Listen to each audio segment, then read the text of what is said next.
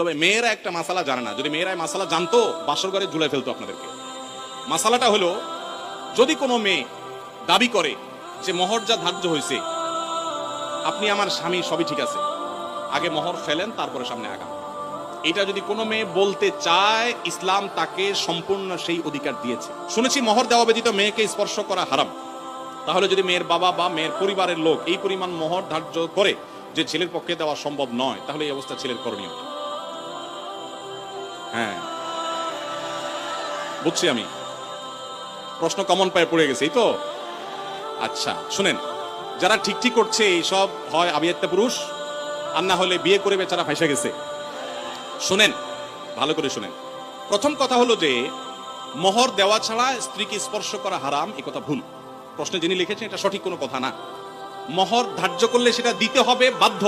আল্লাহ বলেছেন ওয়াতুন নিসা সাদুকাতিহিন্না নিহলা, তোমরা তোমাদের স্ত্রীদের মোহর পরিশোধ করে দাও, এটা তাদের প্রাপ্য অধিকার, এটা দিয়ে দিতে হবে, এটা ক্লিয়ার। তবে সে দেওয়াটা আপনি নগদে দিতে পারেন, পরেও দিতে পারেন।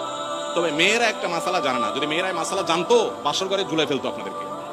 মাসালাটা হলো, যদি কোনো মেয়ে দাবি করে যে মোহর যা ধার্য হয়েছে, আপনি আমার স্বামী, সবই ঠিক আছে, আগে মোহর ফেলেন তারপরে সামনে আগান, এটা যদি কোনো মেয়ে বলতে চায়, ইসলাম তাকে সম্পূর্ণ সেই অধিকার দিয়েছে। কিন্তু আমাদের সমাজে মেয়েরা মাসআলা আমার কাছ থেকে শোনার পর বলবে না। এটা কেন বলবে না? কারণ আমাদের সমাজে পুরুষগুলো এমন রাক্ষসের মতো এবং এমন জালিম, এমন অত্যাচারী, বেশিরভাগ, সবার কথা বলছি না, যে এই কথা যদি মেয়ে বলে বাসর রাতে, ঠিক আছে স্বামী, সবই ঠিক আছে, আপনার সাথে আমার বিয়ে হয়েছে, সব ঠিক আছে, মোহর ধার্য হয়েছে, এটা আমার প্রাপ্য, আল্লাহ কোরআনে বলছেন, অতএব এটা দিয়ে দেন। ছেলে বাসর থেকে পালায় দৌড় দিবে, বলবে এই মেয়ে বাসর রাতে এখনই অবস্থা করতেছে, আল্লাহ জানে আমার কোথায় ঝুলে। ঠিক না বে ঠিক? অথচ এটা ঠিক না। সব কথাই তো ঠিক ঠিক বলেন। এই ওয়াজ মাহফিলের একটা সমস্যা হলো, ঠিক হলেও ঠিক, ঠিক না বে ঠিক? এটাও ঠিক। আচ্ছা যাক, শুনেন, নবী করিম সাল্লাল্লাহু আলাইহি সাল্লামের মেয়ে, ভালো করে শুনে রাখেন, নবী করিম সাল্লাল্লাহু আলাইহি সাল্লামের কন্যা ফাতেমা রাদিয়াল্লাহু তাআলা আনহা, তার বিয়ে হয়েছে কার সাথে? আল্লাহু আকবার, আলী রাদিয়াল্লাহু তাআলার মতো ইসলামের খলিফার সাথে তার বিয়ে। ফাতেমা রাদিয়াল্লাহু তাআলা আনহা, তার বাবা নবী করিম সাল্লাল্লাহু আলাইহি সাল্লামকে বলেছেন, বিয়ে হয়েছে আব্বা, ঠিকই আছে, বাট আমার দাবি হলো মোহর যেটা ধার্য হয়েছে সেটা যেন আমাকে আগে পরিশোধ করে দেন।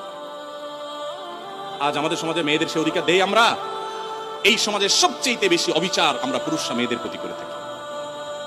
বিয়ে করেছেন আর মোহর পরিপূর্ণ পরিশোধ করছেন, এরকম বাপের বেটা যারা, তারা হাত তোলেন। কয়টা বাপের বেটা দেখছেন এখানে? হাত গণেন তো, কয়টা হাত? স্টেজেও হাত উঠে নাই, নামান, ইজ্জত বাঁচান। উঠছে মানে অল্প স্বল্প উঠছে, আমি সবার কথা বলছি না।